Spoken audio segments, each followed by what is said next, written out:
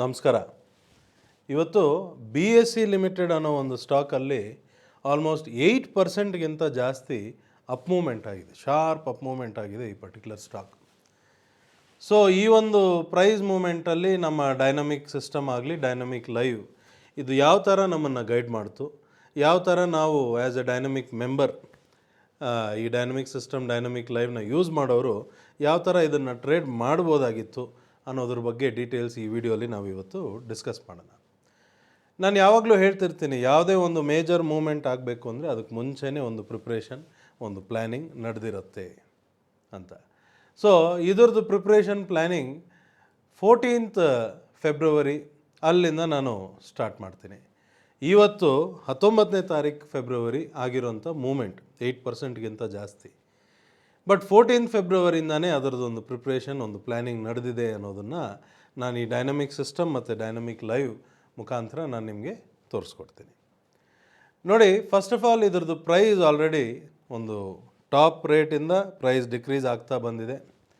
Decrease ಆಗ್ತಾ ಬಂದು ನಮ್ಮ ಡೈನಮಿಕ್ ಸಿಸ್ಟಮಲ್ಲಿ ಕೆಳಗಡೆ ಡೈನಮಿಕ್ ಸಿಗ್ನಲ್ಸ್ ಸ್ಟಾರ್ಟ್ ಆಗಿದೆ. ಅಂದರೆ ಈ ಡೌನ್ ಮೂಮೆಂಟ್ ಇಲ್ಲಿಗೆ ಸ್ಲೋ ಡೌನ್ ಆಯಿತು, ಇಲ್ಲಿಂದ ಟರ್ನ್ ಆಗಬೇಕು ಇವಾಗ ಅನ್ನೋ ಜಾಗ.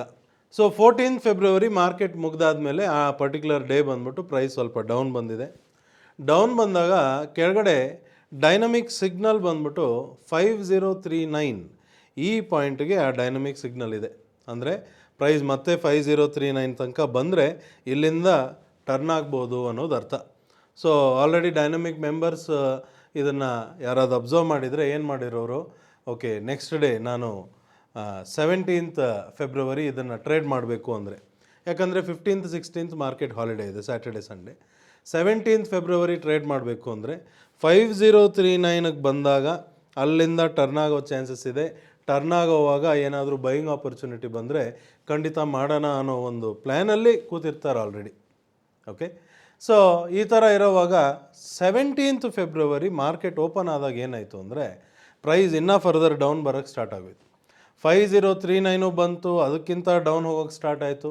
ಹೋಗ್ತಾ ಹೋಗ್ತಾ 4971 ತನಕ ಲೋ ಮಾಡಿದೆ.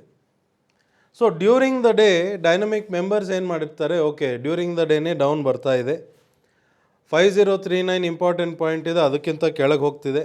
ಅಂದರೆ ಒಂದು ಕೆಲಸ ಮಾಡೋಣ, ಕ್ಲೋಸಿಂಗ್ ತನಕನೂ ಬೇಕಾದ್ರೆ ನೋಡೋಣ. ಇಫ್ ಇನ್ ಕೇಸ್ ಕೆಳಗೆ ಕ್ಲೋಸ್ ಆಯಿತು ಅಂದರೆ ಆವಾಗ ಬೇಕಾದ್ರೆ ನೆಕ್ಸ್ಟ್ ಡೇ ಶಾರ್ಟ್ ಪೊಸಿಷನ್ ತೊಗೊಳಕ್ಕೆ ಪ್ಲ್ಯಾನ್ ಮಾಡೋಣ. ಇಲ್ಲ ಅಲ್ಲಿ ತನಕ ಬಂದು ಮೇಲ್ಗಡೆ 5039 ಮೇಲೇನಾದರೂ ಕ್ಲೋಸ್ ಆದರೆ ಇದು ಮತ್ತೆ ಅಪ್ವರ್ಡ್ಗೆ ಟರ್ನ್ ಆಗಕ್ಕೆ ರೆಡಿ ಇರುತ್ತೆ, ಬೈಯಿಂಗ್ ಆಪರ್ಚುನಿಟಿ ಕಾಯೋಣ ಅನ್ನೋದನ್ನು ಒಂದು ಪ್ಲ್ಯಾನ್ ಇಟ್ಕೊಂಡು ಕೂತಿರ್ತಾರೆ. ಕೂತಿರೋವಾಗ ಇವಾಗ 17th ಫೆಬ್ರವರಿ ಏನಾಯಿತು, ಪ್ರೈಸ್ ಶಾರ್ಪಾಗಿ ಡೌನ್ ಬಂತು. ಡೌನ್ ಬರ್ತಿರೋವಾಗ ಬೆಳಗ್ಗೆ 9:55ಗೆ ನಮ್ಮ ಡೈನಮಿಕ್ ಲೈವಲ್ಲಿ ಲೋ ಮಾಡಿದಾಗ 4971 ಈ ಲೋ ಮಾಡಿದಾಗ ಕೆಳಗಡೆ ಒಂದು ಡೈನಮಿಕ್ ಸಿಗ್ನಲ್ ಸ್ಟಾರ್ಟ್ ಆಯಿತು. ಆ ಡೈನಮಿಕ್ ಸಿಗ್ನಲ್ ಬಂದಾಗ ನಾವು ನಮ್ಮ ಡೈನಮಿಕ್ ಮೆಂಬರ್ಸ್ಗೆ ಎಲ್ರಿಗೂ ಗೊತ್ತಿರೋದೇನಪ್ಪ ಅಂದರೆ ಇಲ್ಲಿಂದ ಟರ್ನ್ ಆಗ್ಬೋದು, ರೆಡಿಯಾಗಿರಿ, ಯಾವುದೇ ಒಂದು ಅಡಿಷ್ನಲ್ ಕನ್ಫರ್ಮೇಷನ್ ಬಂದುಬಿಟ್ರೆ ಆ್ಯಕ್ಷನ್ ತೊಗೊಳಕ್ಕೆ ರೆಡಿಯಾಗಿರಿ ಅಂತ. ಅದೇನಾಗೋಯಿತು, 9:55ಗೆ ಆ ಡೈನಮಿಕ್ ಸಿಗ್ನಲ್ ಜೊತೆ ಒಂದು ಜಿಗ್ಜ್ಯಾಗ್ ಸಿಗ್ನಲ್ಲು ಜೊತೇಲಿ ಬಂದಿದೆ. ಇಲ್ಲಿ ನೋಡಿ, ಈ ಸ್ಟಾರ್ ಸಿಂಬಲ್ ಒಂದ್ರ ಮೇಲೆ ಒಂದು ಓವರ್ಲ್ಯಾಪ್ ಆಗಿರೋದ್ರಿಂದ ಆ ಸ್ಟಾರ್ ಸಿಂಬಲ್ ಏನಿದೆಯಲ್ಲ ಅದೇ ಒಂದು ಜಿಗ್ಜ್ಯಾಗ್ ಅಂದರೆ ಪ್ರೈಸ್ ಇಲ್ಲಿಂದ ಟರ್ನ್ ಆಗುತ್ತೆ, ರೆಡಿಯಾಗಿ ಅಂತ. ಓಕೆ, ಸೊ ಆ ಟೈಮಿಗೆ ಪ್ರೈಸ್ ಆಲ್ರೆಡಿ 5034 ಈ ರೇಟಿಗೆ ನಡೀತಿದೆ. ಸೊ ಆಲ್ರೆಡಿ ಈ ಡೈನಮಿಕ್ ಸಿಸ್ಟಮ್, ಡೈನಮಿಕ್ ಲೈವ್ನ ಯೂಸ್ ಮಾಡಿ ಸ್ವಲ್ಪ ಎಕ್ಸ್ಪೀರಿಯನ್ಸ್ ಆಗಿರೋಂಥ ಡೈನಮಿಕ್ ಮೆಂಬರ್ಸ್ ಏನು ಮಾಡಿರ್ತಾರೆ ಅಂದರೆ ಅಲ್ಲಿಗೆ ಬೈ ಮಾಡಿಬಿಟ್ಟಿರ್ತಾರೆ 9:55ಗೆ. ಅದೇ ಸ್ವಲ್ಪ ಜನ ಹೊಸದಾಗಿ ಒಂದು ಏನು ಹೇಳೋದು, ಒಂದು ಇನ್ಸ್ಟ್ರಕ್ಷನ್, ಒಂದು ಮೆಥಡ್ ಆಗಲಿ, ಒಂದು ಸೆಟ್ ಆಫ್ ರೂಲ್ಸ್ನ ಫಾಲೋ ಮಾಡ್ಕೊಂಡು ಹೋಗೋರು ಏನು ಮಾಡ್ತಾರೆ, ಓಕೆ ಇಲ್ಲಿಂದ ಟರ್ನ್ ಆಗಿ ಬೈ ಅಂತ ಒಂದು ಕನ್ಫರ್ಮ್ ಆಗಲಿ ಆವಾಗ ಮಾಡೋಣ ಅನ್ನೋದಕ್ಕೆ ವೆಯ್ಟ್ ಮಾಡಿರ್ತಾರೆ. ಸೊ ಇಲ್ಲಿಂದ ಏನಾಯಿತು, ಪ್ರೈಸ್ ಕಂಟಿನ್ಯೂಸ್ ಆಗಿ ಮೇಲೆ ಬರೋಕ್ಕೆ ಸ್ಟಾರ್ಟ್ ಆಗೋಯಿತು. 17th ಫೆಬ್ರವರಿ ಮಧ್ಯಾಹ್ನ 1:35 ಅಷ್ಟೊತ್ತಿಗೆ ನಮ್ಮ ಇಂಟ್ರಾ ವೀಕಲ್ಲಿ ಸ್ಪೀಡ್ ಸಿಗ್ನಲ್ ಅಂತೇನು ಹೇಳ್ತೀವಿ ಅದು ನಮಗೆ ಒಂದು ಬೈ ಸಿಗ್ನಲ್ ಕೊಟ್ಬಿಡ್ತು. ಎಷ್ಟೊತ್ತಿಗೆ? ಮಧ್ಯಾಹ್ನ 1:55ಗೆ. ಸರಿ, ಇದು ಬೈ ಸಿಗ್ನಲ್ ಕೊಡ್ತಲ್ಲ, ಒಂದು ಟರ್ನಿಂಗ್ ಪಾಯಿಂಟಿಂದ ಬಂದು ಬೈ ಸಿಗ್ನಲ್ ಕೊಡ್ತಿದೆ, ಬೈ ಮಾಡೋಣ ಅಂತ ನೋಡುವಾಗ ಇದು ಬೈ ಕೊಟ್ಟಿದ್ದು ಅದೇ ಟೈಮಲ್ಲಿ ID3 ಲೆಫ್ಟ್ ಸೈಡಲ್ಲಿರೋಂಥ ID3 ಚಾರ್ಟಲ್ಲಿ ಮೇಲ್ಗಡೆ ಒಂದು ಜಿಗ್ಜ್ಯಾಗ್ ಸಿಗ್ನಲ್ಲು ಬರ್ತಿದೆ. ಜಿಗ್ಜ್ಯಾಗ್ ಅಂದರೆ ಏನರ್ಥ, ಇದು ಟರ್ನ್ ಆಗ್ಬೋದು ಮತ್ತೆ. ಬಟ್ ಜಿಗ್ಜ್ಯಾಗ್ ಸಿಗ್ನಲ್ಸ್ ಏನು ಮಾಡುತ್ತೆ ಅಂದರೆ ಟೆಂಪ್ರವರಿ ಪ್ರೈಸ್ ರಿವರ್ಸಲ್ಸ್ನ ಐಡೆಂಟಿಫೈ ಮಾಡುತ್ತೆ. ಹಾಗಾಗಿ ಎಂಟ್ರಿ ಬೈ ಬಂದಿದೆ, ಬೈ ಮಾಡೋಣ ಅಂತ ಇರೋವಾಗಲೇ ಅಲ್ಲೊಂದು ಜಿಗ್ಜ್ಯಾಗ್ ಅಡ್ಡ ಬರ್ತಿದೆಯಲ್ಲ, ಸರಿ ಸ್ವಲ್ಪ ವೆಯ್ಟ್ ಮಾಡೋಣ, ವೆಯ್ಟ್ ಮಾಡಿ ಡೌನ್ ಬರೋವಾಗ ಎಲ್ಲಾದರೂ ಆಪರ್ಚುನಿಟಿ ಸಿಕ್ಕಿದ್ರೆ ಆವಾಗ ಬೈ ಮಾಡೋಣ ಅಂದ್ಬಿಟ್ಟು ವೆಯ್ಟ್ ಮಾಡ್ತೀವಿ. ವೆಯ್ಟ್ ಮಾಡ್ತಿರೋವಾಗ ಅಲ್ಲಿಂದ ಏನಾಯಿತು, ಪ್ರೈಸ್ ಡೌನ್ ಬರೋಕ್ಕೆ ಸ್ಟಾರ್ಟ್ ಆಯಿತು. ಡೌನ್ ಬರ್ತಾ 18ನೇ ತಾರೀಕು ಫೆಬ್ರವರಿ 5090ಗೆ ಮತ್ತೆ ಲೋ ಮಾಡಿದೆ. ಲೋ ಮಾಡಿದಾಗ ಬೆಳಗ್ಗೆ 10:55 ಅಷ್ಟೊತ್ತಿಗೆ ನಮ್ಮ ಇಂಟ್ರಾ ವೀಕಲ್ಲಿ ಕೆಳಗಡೆ ಮತ್ತೆ ಇನ್ನೊಂದು ಜಿಗ್ಜ್ಯಾಗ್, ಅಂದರೆ ಇಲ್ಲಿಂದ ಮತ್ತೆ ಟರ್ನ್ ಆಗ್ಬೋದು ಅಪ್ವರ್ಡ್ ಅಂತ. ಸೊ ನಮ್ಮ ಡೈನಮಿಕ್ ಮೆಂಬರ್ಸ್ ಇದನ್ನು ಯಾವ ಥರ ನೋಡ್ತಾರೆ, ಕೆಳಗಡೆ ಒಂದು ಡೈನಮಿಕ್ ಸಿಗ್ನಲು ಇದೆ, ಇಲ್ಲಿಂದ ಟರ್ನ್ ಆಗ್ಬೋದು ಅಂದರೆ ಇನ್ನೊಂದು ಡೈನಮಿಕ್ ಸಿಗ್ನಲ್ ತನಕನೂ ಮೂಮೆಂಟ್ ಕೊಡುತ್ತಿದ್ದು. ಓಕೆ, ಡೈನಮಿಕ್ ಮೆಂಬರ್ಸ್ಗೆ ಈ ಮಾತು ತುಂಬ ಫೆಮಿಲಿಯರಾಗಿ ಗೊತ್ತಿದೆ. ಓಕೆ, ಏನು ಹೇಳ್ತಿರ್ತೀವಿ ನಮ್ಮ training dynamic super power trading ವರ್ಕ್ಶಾಪಲ್ಲಿ, ಪ್ರೈಸು ಒಂದು ಡೈನಮಿಕ್ ಸಿಗ್ನಲಿಂದ ಇನ್ನೊಂದು ಡೈನಮಿಕ್ ಸಿಗ್ನಲ್ಗೆ ಮೂವ್ ಆಗುತ್ತೆ. ಈ ಒಂದು ಕ್ಲಾರಿಟಿ ಸಿಕ್ಕಿದ ಮೇಲೆ ಅಲ್ಲಿಂದ ಟ್ರೇಡ್ ಮಾಡ್ಕೊಂಡು ಹೋಗೋದಕ್ಕೆ ಅವ್ರಿಗೆ ತುಂಬ ಸಿಂಪಲ್ಲಾಗಿ ಪ್ಲ್ಯಾನಿಂಗ್ ಮಾಡ್ಕೋಬೋದು. ಸೊ ಒಂದು ಡೈನಮಿಕ್ ಸಿಗ್ನಲಿಂದ ಟರ್ನ್ ಆಗೋವಾಗ ಇನ್ನೊಂದು ಡೈನಮಿಕ್ ಸಿಗ್ನಲ್ ತನಕ ಹೋಗಬೇಕು ಅನ್ನೋ ದಾರಿಲಿ ಸ್ಟ್ರೈಟ್ ಲೈನ್ ಮೇಲೆ ಹೋಗಬೇಕು ಅಂತ ಏನು ಅವಶ್ಯಕತೆ ಇಲ್ವಲ್ಲ, ಅಪ್ ಆ್ಯಂಡ್ ಡೌನ್ ಮಾಡಿಕೊಂಡೇ ತಾನೇ ಪ್ರೈಸ್ ಮೇಲೆ ಹೋಗೋದು. ಸೊ ಆ ಇನಿಷಿಯಲ್ ಅಪ್ ಮೂಮೆಂಟಲ್ಲಿ ಬೈ ಬಂತು, ಬಟ್ ಕ್ಲಾರಿಟಿ ಸಿಕ್ಕಿಲ್ಲ.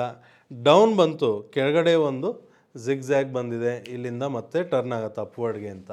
ಸೊ ಇಲ್ಲಿ ಡೈನಮಿಕ್ ಸಿಗ್ನಲು ಇದೆ, ಜಿಗ್ಜ್ಯಾಗೂ ಇದೆ, ಈ ಎರಡು ಸ್ಟ್ರಾಂಗ್ ಇದೆ ಅಪ್ ಮೂಮೆಂಟ್ಗೆ ಅಂದ್ಬಿಟ್ಟು ಈ ಪಾಯಿಂಟಿಗೆ ಬೈ ಮಾಡಿರ್ತಾರೆ ಬೆಳಗ್ಗೆ 10:55ಗೆ 18ನೇ ತಾರೀಕು ಫೆಬ್ರವರಿ.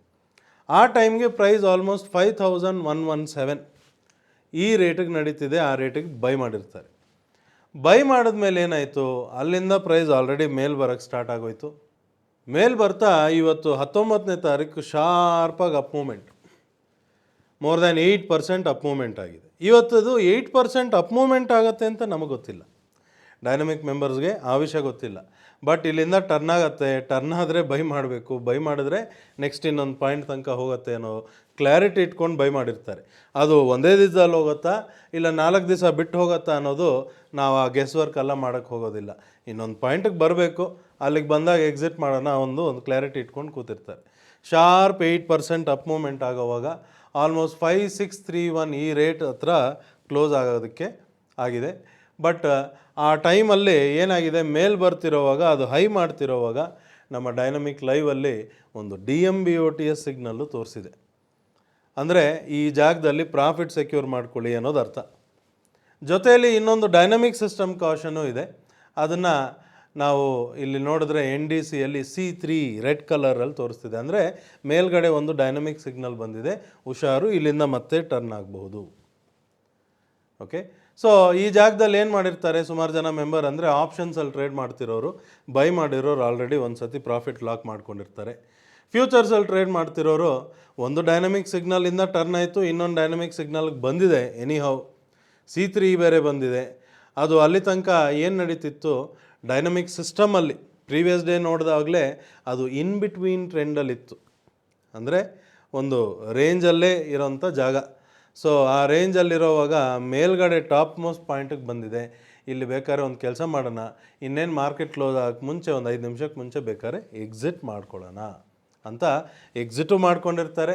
ಎಕ್ಸಿಟ್ ಬೈ ಚಾನ್ಸ್ ಮಾಡಿಲ್ಲ ಅಂದ್ರೂ ನೆಕ್ಸ್ಟ್ ಡೇ ಏನಾದರೂ ಪ್ರೈಸ್ ಸ್ವಲ್ಪ ಡೌನ್ ಬರೋವಾಗ ಅವ್ರಿಗೆ ಕನ್ಫರ್ಮೇಷನ್ ಸಿಕ್ತು ಅಂದರೆ ಬೇಗ ಅದನ್ನು ಎಕ್ಸಿಟ್ ಮಾಡಿ ರಿವರ್ಸ್ ಪೊಸಿಷನ್ನು ತೊಗೊಂಡ್ಬಿಡ್ತಾರೆ. ಓಕೆ, ಸೊ ಈ ಥರ ಈ ಒಂದು ಸಿಂಗಲ್ ಟ್ರೇಡ್ 5117ಗೆ ನೀವು ಬೈ ಮಾಡಿದರೆ ಅಲ್ಲಿಂದ 5631 ತನಕ ಮೂಮೆಂಟ್ ಆಗಿರೋದು, ಅಂದರೆ ಆಲ್ಮೋಸ್ಟ್ 64,000 ರೂಪಾಯಿ ಪ್ರಾಫಿಟ್ ಒಂದು ಸಿಂಗಲ್ ಲಾಟ್ಗೆ ಫ್ಯೂಚರ್ಸಲ್ಲಿ ಟ್ರೇಡ್ ಮಾಡಿದರೆ. ಯಾಕಂದರೆ ಇದ್ರದ್ದು ಲಾಟ್ ಸೈಜ್ ಬಂದು 125 ಲಾಟ್ ಸೈಜ್, ಬಟ್ ಮಾರ್ಜಿನ್ ಮಾತ್ರ 3,74,000 ಮಾರ್ಜಿನ್. ಓಕೆ, ಹೈ ಮಾರ್ಜಿನ್ ಇರೋಕ್ಕಂಥ ಸ್ಟಾಕ್ ಇದು BSE ಲಿಮಿಟೆಡ್. ಬಟ್ ಆ ಮಾರ್ಜಿನ್ಗೆ 3,74,000ಗೂ ನೀವಿಲ್ಲಿ 64,000 profit in a single trade ಅಂದರೆ ನಾವು ಎಷ್ಟು ರಿಟರ್ನ್ಸ್ ಬಗ್ಗೆ ಮಾತಾಡ್ತಿದ್ದೀವಿ, ಆಲ್ಮೋಸ್ಟ್ ಕ್ಲೋಸ್ ಟು 19%ಗಿಂತ ಜಾಸ್ತಿ ಬೆನಿಫಿಟ್ ನಮಗೆ ಈ ಒಂದು ಸಿಂಗಲ್ ಟ್ರೇಡಲ್ಲಿ. ಓಕೆ, ಇಷ್ಟು ದೊಡ್ಡ ಪ್ರಾಫಿಟ್ ಬರುತ್ತೆ ಅಂತ ಗೊತ್ತಿಲ್ಲದೆ ಸುಮ್ಮನೆ ಅಲ್ಲಿ ಏನು ಸಿಗ್ನಲ್ ಬಂತು ಅಂತ ಎಂಟ್ರಿ ತೊಗೊಂಡ್ವಿ, ನೆಕ್ಸ್ಟ್ ಇನ್ನೊಂದು ಸಿಗ್ನಲ್ ಬಂದರೆ ಎಕ್ಸಿಟ್ ಮಾಡೋಣ ಅಂತ ಕಾದವರು ಈ ಥರ ಬೆನಿಫಿಟ್ ಮಾಡ್ಕೊಂಡು ಹೋಗಿರ್ತಾರೆ. ಓಕೆ, ಬಟ್ ಇದೆಲ್ಲ ಮುಗಿದ ಮೇಲೆ, ಇವಾಗ ಮಾರ್ಕೆಟ್ ಎಲ್ಲ ಮುಗಿದ ಮೇಲೆ ನಮ್ಮ ಡೈನಮಿಕ್ ಸಿಸ್ಟಮಲ್ಲಿ ಫ್ರೆಶ್ ಆಗಿ ಅಪ್ಡೇಟ್ ಏನು ಬಂದಿದೆ ಅಂತ ಅದನ್ನು ಚೆಕ್ ಮಾಡಿ ನೋಡಿದ್ರೆ ಡೈನಮಿಕ್ ಸಿಸ್ಟಮಲ್ಲಿ ಮೇಲ್ಗಡೆ ಒಂದು ಸಿಗ್ನಲ್ ಬಂದ್ಬಿಡ್ತು.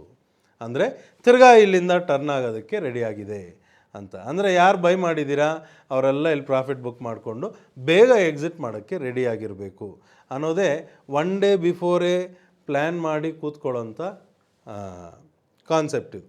ಸೊ ಇವತ್ತು ನೋಡಾದಮೇಲೆ ನಾಳೆ ಇಷ್ಟೇ ಮಾಡಬೇಕು, ಯಾವ ಪಾಯಿಂಟಿಗೆ ಬಂದರೆ ಎಕ್ಸಿಟ್ ಮಾಡಬೇಕು, ಏನು ಮಾಡಬೇಕು ಅಂತ ಬರೆದಿಟ್ಕೊಂಡು ನಾಳೆ ಆ ನಂಬರ್ ಬಂತ ಪೊಸಿಷನ್ನ ಎಕ್ಸಿಟ್ ಮಾಡೋಣ. ಇಷ್ಟು ಸಿಂಪಲಾಗಿ ಮಾಡಿರೋಂಥ ಟ್ರೇಡಿಂಗ್ ಈ BSE ಲಿಮಿಟೆಡಲ್ಲಿ 8% ಅಪ್ ಮೂಮೆಂಟ್ ಆದ್ರೂ ಡೈನಮಿಕ್ ಸಿಸ್ಟಮ್ ಆಗಲಿ ಡೈನಮಿಕ್ ಲೈವ್ ಆಗಲಿ ತುಂಬ ಈಸಿಯಾಗಿ ನಿಮಗೆ ಟ್ರೇಡ್ ಮಾಡೋದಕ್ಕೆ ಗೈಡ್ ಮಾಡ್ತಾ ಬಂದ್ಬಿಡ್ತು. ಐ ಹೋಪ್ ಈ ಟ್ರೇಡ್ ಬಗ್ಗೆ ಎಕ್ಸ್ಪ್ಲೈನ್ ಮಾಡಿರೋದ್ರಲ್ಲಿ ನಿಮ್ಮೆಲ್ರಿಗೂ ಟ್ರೇಡಿಂಗಲ್ಲಿ ಪ್ರೀವಿಯಸ್ ಪ್ರಿಪ್ರೇಷನ್ ಯಾವ ಥರ ನಿಮಗೆ ಕ್ಲಾರಿಟಿ ಕೊಡುತ್ತೆ, ಆ ಕ್ಲಾರಿಟಿ ಇರೋವಾಗ ಮಾರ್ಕೆಟ್ ಅವರ್ಸಲ್ಲಿ ಹೆಂಗೆ ನಾವು ಸಿಂಪಲ್ಲಾಗಿ ಟ್ರೇಡ್ಸ್ ಮಾಡ್ತಾ ಹೋಗ್ಬೋದು. ಮಾಡ್ತಿರೋವಾಗ ಏನೇ ಮೇಜರ್ ಮೂಮೆಂಟ್ ಆದ್ರೂ ಮೋಸ್ಟ್ ಆಫ್ ದ ಟೈಮ್ ನಮಗೆ ಫೇವರ್ ಆಗೇ ಇರುತ್ತೆ. ಈ ಕ್ಲಾರಿಟಿ ನಿಮಗೆ ಸಿಕ್ಕಿರುತ್ತೆ ಅಂದ್ಕೊತೀನಿ. ನಮಸ್ಕಾರ.